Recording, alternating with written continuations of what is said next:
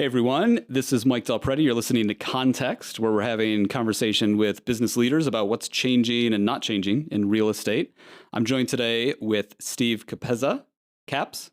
Capz works. How's it going? Good. I've never told you this. I love the name of your podcast. Oh, why? I think I like the word context. Oh, it's fantastic, isn't it? Yeah, and frankly, in our space, we need it. Perspective, context, all the things put people in a good centered place. So I like the name. Great. Oh, I'm glad to hear it. Thank you. So you're president at Side. Yep. And you give what's the quick 30-second overview of who you are, what you're up to? Sure. Steve Capezza, president of Side. I'm from the great state of New York, originally from the great state of New Jersey. My role at Side is all up agent experience. So there's around 600 partners on the Side platform. Side will do $30 billion in transaction volume as a collective this year. We are a growing enterprise, which we're very excited about, and I'm responsible for the experience of those partners and the growth of the company. Great. And before that, you were at a little company called Zillow for a while. Small little outfit out of Seattle. Yeah, I was with Zillow proper for 8 years, Zillow Group for 10 as I entered the company through Trulia, which Zillow acquired in 2015. And I spent time in a few different roles. I came through in the Trulia sales organization and spent the majority of my formative years at Zillow as a sales leader, and then got into the business operations space around 2018, and prior to me leaving was running the Premier Agent business. Cool. Yeah. So by the time you were done running all of Premier Agent, which is the engine room of Zillow, billion plus revenue. Yes, huge responsibility. It was a job I dreamed of, and was an exciting one at that.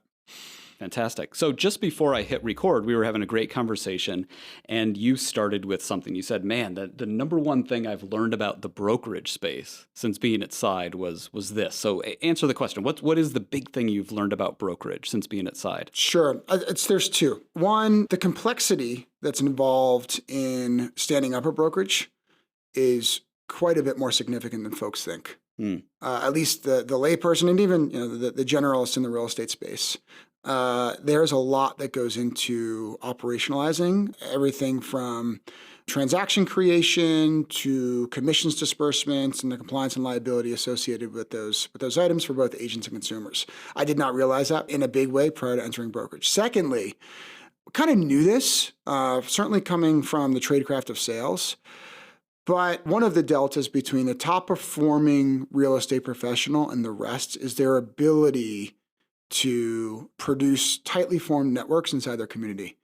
And those networks have impact on how offers are presented, how offers are received, how listings are earned, which agents are going to be apprised of listings first versus second. Like, it is a tightly networked bunch. And at Zillow, we were very much focused on the customer. In fact, one of their core values is customer is North Star.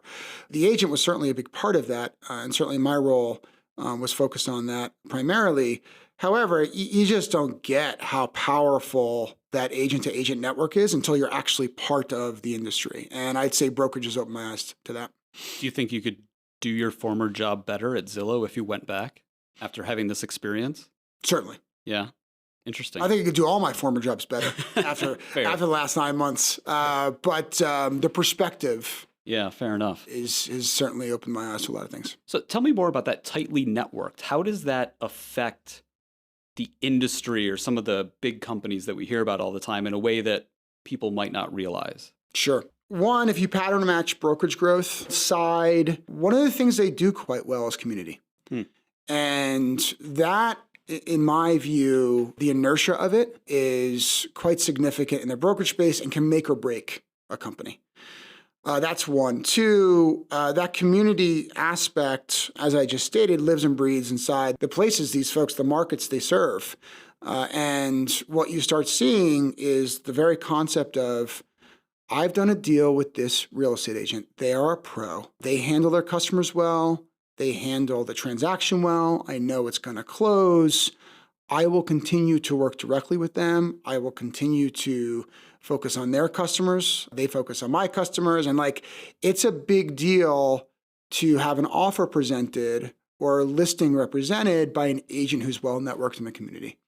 And that's a separator, that's a differentiator. And then finally, these networks that we talk about don't just exist at brokerage or inside the community. You see them as through lines for the most successful organizations in this space. Zillow is actually one of them. The premier agent community is a healthy one. I think when you look in the coaching space, you see this quite a bit. And it's a through line for the space. And one, if you don't recognize, will be difficult for you to be successful in. Do you think that's made it difficult for disruptors in the space to get traction? I'm thinking a little bit of Zillow, but really more of companies like Opendoor. I think anyone who doesn't recognize the power of the agent to the customer and the power of the agent community, they may see a flare of success, but the long view on that company is not great in my view. So what's your suggestion, your advice to those companies? If you are building a product that is designed to make anything easier as it relates to the business of residential real estate, make sure you understand both the customer and the real estate professional servicing them. Would you also say that make sure it keeps the agent at the center of the transaction? Oh, absolutely. And that's said well. And another way to think about it is if the product you're building, the company you're trying to create has the end user, the customer in mind, you got to first start with the agent. Yeah. If you make their experience better, the customer's experience will also get better. I've been following and researching the industry since 2016, right? Been around the world, dug really deep into these companies. And one of the things that I learned was exactly that. Like, oh my God, the agent is the center of the transaction everywhere, not just in the United States, but everywhere for a variety of reasons. And that's what you're describing has kind of been my own personal hypothesis, right? So companies that I like or I tend to get personally involved in, and Side, I'm a very small investor inside, is because exactly that. The side business model keeps the agent or agents at the center of the transaction as opposed to trying to get around them. Yep. Something like that. Yep, 100%. What do you think, again, we were chatting about this earlier, what do you think about the idea of these companies in the space trying to build end-to-end ecosystems? I think there's two funnels. I think there's everything that happens before an offer is made or a listing agreement is signed. And there are companies that are really, really good at that. And then there's, I believe, what you call the last mile. Offer is created and sent to the listing agent or seller's attorney, or a listing agreement is created and we start putting a home on the market and start accepting offers. Everything that happens between that point and money's being dispersed at the end of a transaction, that's its own thing. That's its own funnel. I am skeptical that any one organization will be able to tie this very experience-rich thing that happens prior to offers being created, prior to listings being signed, together with that transaction funnel in a meaningful way. I view it as you want to solve that problem, pick a funnel, get really good at it, and partner on the other side. Can you give us an example? Opendoor is an example. I think Opendoor has gone into the space of realizing the power of the agent. When they came into the space, my take is they were trying to solve the end-to-end transaction, particularly on the sell side, and ultimately both sides. What they have since realized is the marketplace effect and the market power of the agent is when they should lean into. And so you see them working in more agent-related partnerships.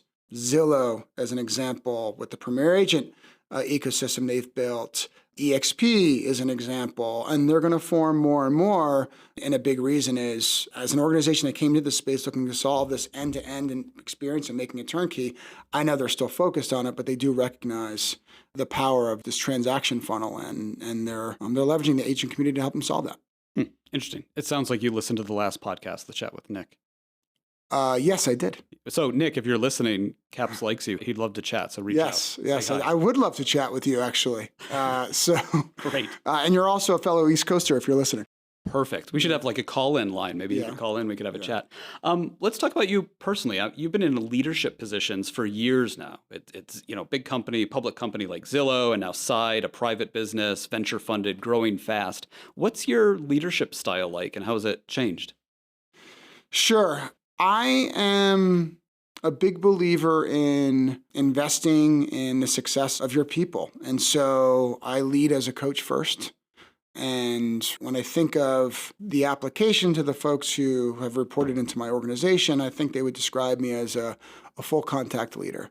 Someone who, at least I attempt to show up with empathy, understand the challenges and opportunities that they may face on a day-to-day basis, and work hand in hand with that individual or set of individuals to realize resolution.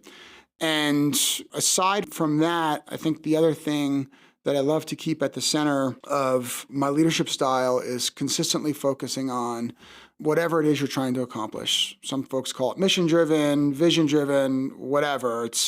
There is a top of the mountain, if you will, and consistently keeping that at the center, particularly in the most toilsome of times, is something I think great leaders should do, and I try and do. If you could kind of distill all that down into one sentence, one piece of advice you'd give to leaders or aspiring leaders, what would that be? Seek to understand the needs of your people and use that as your center point. Yeah, awesome. Okay, there we go. So what about for you? I mean, why did you leave Zillow and go to Side?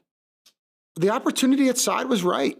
I've had the fortune at Zillow, particularly in the last few years at that organization, to learn, observe great leaders and great entrepreneurs. You know, when you sit next to some of the folks that I've had the opportunity to sit with, the osmosis alone was a significant opportunity, and I made my career there. Forever thankful to that group. But when Guy and I started talking last summer, the model of Side just made a whole heck of a lot of sense to me. In fact, I've known Guy for some time, and throughout that time, I believed the model at Side, which puts not only the agent at the center, but the brand and ownership of top professionals in the space at the center of their mission, is something the brokerage space needed. And the job itself was right, given everything I'd learned, particularly in my last few years at Zillow. And so the timing was right, the match was right, and the other piece is I've always had an itch I wanted to scratch as an entrepreneur. And look, Zillow's a $10 billion valuated company, publicly traded. It's a massive company, a massive organization. There's certainly opportunities to be an entrepreneur inside that building. But Side is in its early days, and I'm excited to grow it. Side is growing quick. What's fueling that growth? There's a few things. Side does quite well. One, just to put all this in context, this year will be Side's best year. It'll have double-digit growth in terms of revenue. One of the only organizations in the brokerage category that can say that. Yeah, I mean, your best year. I mean, this is the worst year in brokerage in decades. It's Side's best year, yeah. Wow. $30 billion in transaction volume in terms of the collection of companies. There's a lot of goodness in what's happening this year at Side. And the things that Side does well are in the following areas. One, there is a rigorous focus around the ideal customer. It is just so clear to us that the team leader who is ready to break out and become their own brand and company is the perfect fit customer for us. Generally, they've outgrown the brand that they hang their flag at, and they're producing at a very high level. And it's time for them to go independent, but with the support of centralized brokerage operations and a great community. And so rigorous focus on our ideal customers, one. Two, we know what we are, and frankly, we know what we aren't. So the opposite side of that is we're obsessed with the partner experience. We're not obsessed with agent count. And so along with ICP, in terms of we focus on bringing partners on board who are looking to grow great real estate companies. What's ICP? Ideal customer profile. Okay. No, thank you. One thing I have not lost is my affinity for acronyms. So I appreciate that. Our guidance with our partners is also the same as it relates to bringing on highly productive agents. We call them associates at Side. And we will continue to invest in that.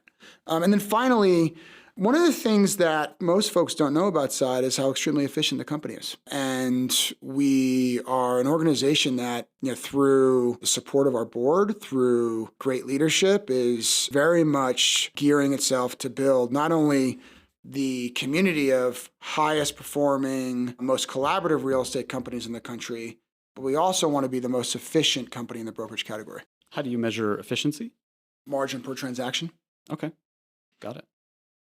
Actually, before I get into this, I'm thirsty. Do you want an Olipop? Sure. I've got watermelon lime. I've never had an Olipop. Or cherry vanilla.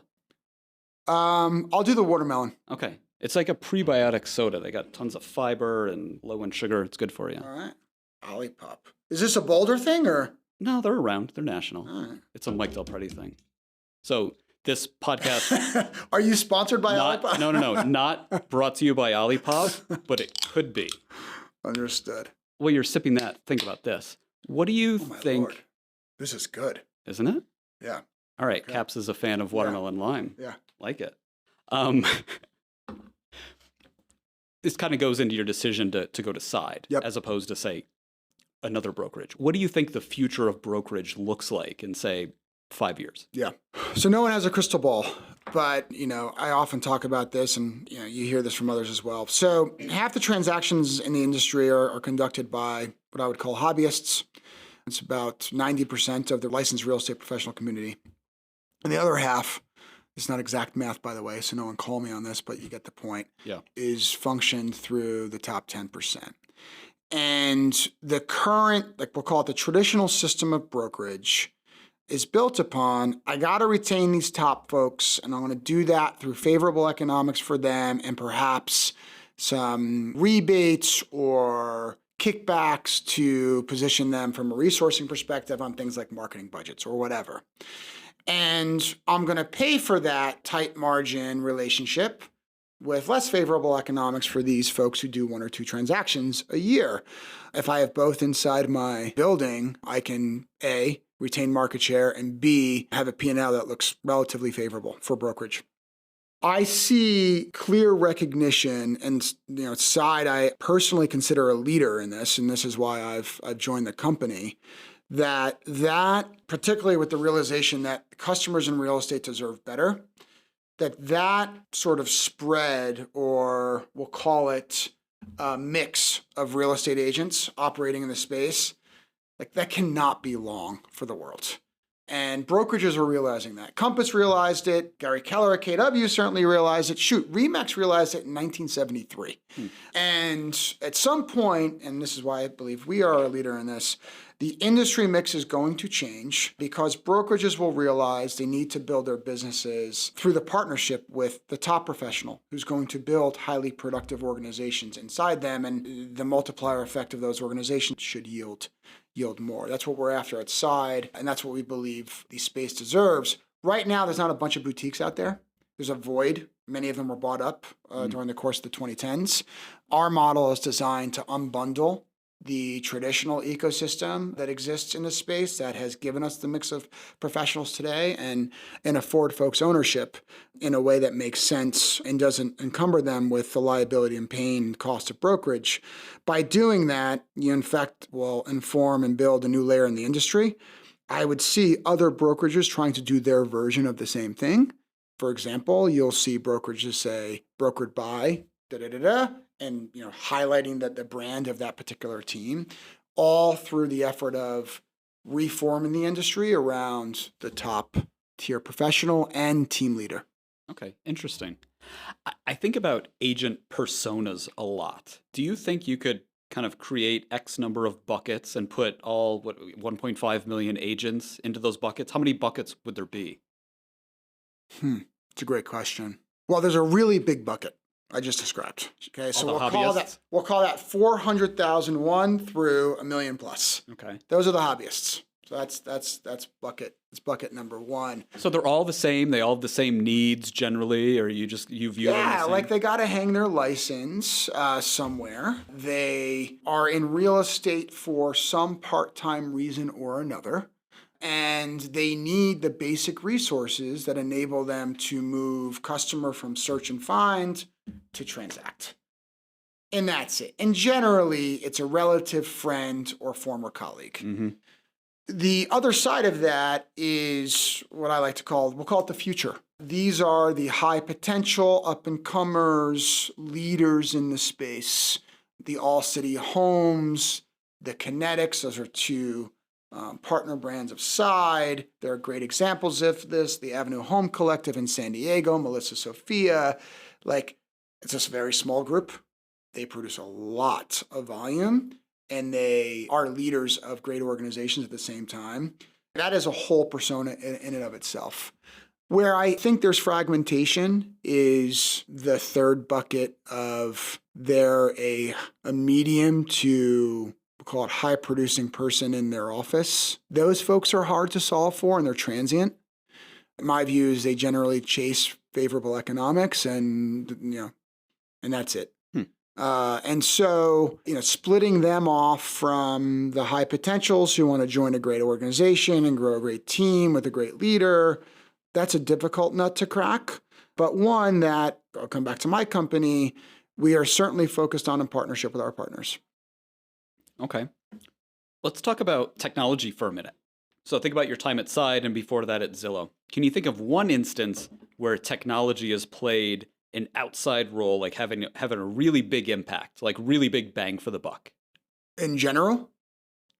Yeah, for whoever it's applied, like for the customers, right? If it's, hey, we built this piece of technology and deployed it and our agents love it. And I had no idea, or just, really big bang for the buck. Well, the customer surprise and delight, I think, happened in 2007 or 8 when Zillow answered the question, what's my home worth? Some will debate how well they answered the question, but that certainly lit up 1 million plus users. And so when you think of step change innovation, that is certainly one that I sort of go back to as those folks understood the real problem people were trying to solve. Because you had Realtor.com, you had Homes.com, you had other portals, and they existed.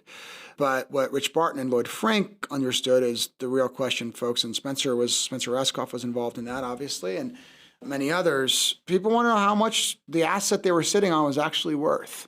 And so say what you want about this estimate, agent or customer, the concept of it, the release of it, the technology that supported it, early stage AI and machine learning, like that's impressive, man. And so that's one. That's an iPhone, right? Yeah. That to me is for both agent and consumer, if you think both sides of the experience, the single most impactful piece of technology in the business of real estate in the last 20 years. It took something that, you had to research on, this screen right here and turned it into everything from, when you're touring a neighborhood with your newly formed family and you need to understand what real estate is available take out my phone and I can search and find and discover on this mobile device without the iPhone or, versions of it. That never would happen. The mobile device is quite impactful. And then same with real estate professionals. If you think about how real estate professionals communicate today versus how they did even in 2009 or 2008, shortly after the iPhone was released, it's night and day. It's really changed consumer expectations of what they need out of an agent, right? Now that every agent has a phone, they're expecting on demand, instantaneous, 24/7. Yes. Yeah. Yeah. That's fascinating. Yeah. I always use the iPhone because the go-to-market in the iPhone is the best that's ever been in sort of the mobile device world. But yeah, like you took the most mobile of small businesses, the real estate agent, and you gave them a mobile device that enables them to communicate with their customer anywhere, anytime. So what's something you've learned over the past 12 months? Startups are hard.